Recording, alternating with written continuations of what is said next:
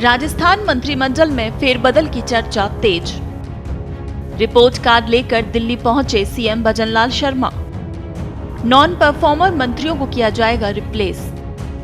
मंत्रिमंडल में नए चेहरों को मिल सकती है जगह।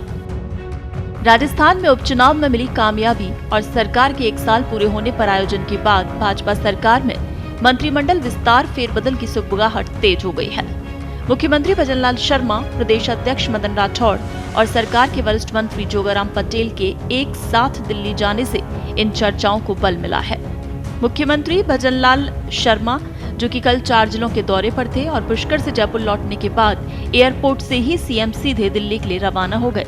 मुख्यमंत्री ने भाजपा प्रदेश अध्यक्ष मदन राठौड़ का एयरपोर्ट पर इंतजार किया।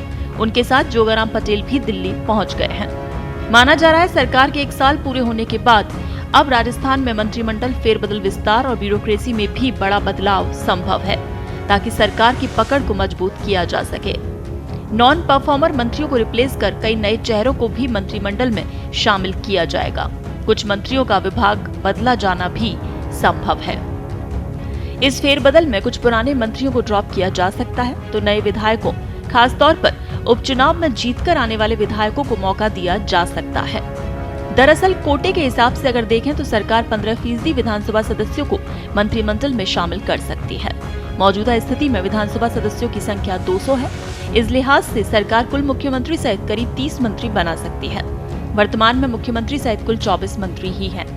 अब चर्चा है कि 1 साल पूरा हो गया सरकार का और उपचुनाव भी संपन्न हो गए, तो ऐसे में सरकार अपने मंत्रियों के कोटे को पूरा करेगी, ताकि सरकार के कामकाज को गति दी जा सके।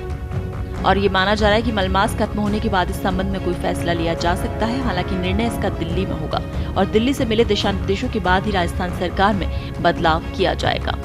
हालांकि 1 साल के अवसर पर प्रधानमंत्री मोदी ने जिस तरह से मुख्यमंत्री भजनलाल शर्मा की तारीफ की है, उससे ये माना जा रहा है कि अब सीएम के पास प्रदेश में फेरबदल विस्तार के लिए फ्री हैंड होगा, लेकिन जरूरी दिशा निर्देश दिल्ली से ही लिए जाएंगे। तो ब्यूरोक्रेसी में बड़े बदलाव के लिए भी मुख्यमंत्री ने होमवर्क कर लिया है। हाल ही के दिनों में आयोजित कार्यक्रमों में भी अधिकारियों को ये ताकीद करते हुए भी नजर आए थे कि उनका पूरा रिपोर्ट कार्ड उनके पास है, तो ऐसे में सीएम भजनलाल शर्मा जयपुर से लेकर उपखंड स्तर तक नॉन परफॉर्मर अधिकारियों की भी अहम पोस्टिंग से छुट्टी कर सकते हैं। अब सवाल ये उठता है कि किन नए चेहरों को शामिल किया जा सकता है। तो आपको बता दें कि राजनीति के जानकारों का कहना है कि वर्षों बाद खींवसर विधानसभा सीट पर बीजेपी को जीत मिली है, तो इसीलिए वहां से जीतकर आने वाले रेवंत राम डागा को मंत्री पद दिया जा सकता है। इधर झुंझुनू में बीजेपी को दशकों बाद जीत दिलाने वाले राजेंद्र भाभू को मंत्री बनाया जा सकता है। इधर शांता मीणा के नाम को लेकर भी चर्चाएं हैं, तो वहीं कुछ मौजूदा मंत्रियों की छुट्टी हो सकती है।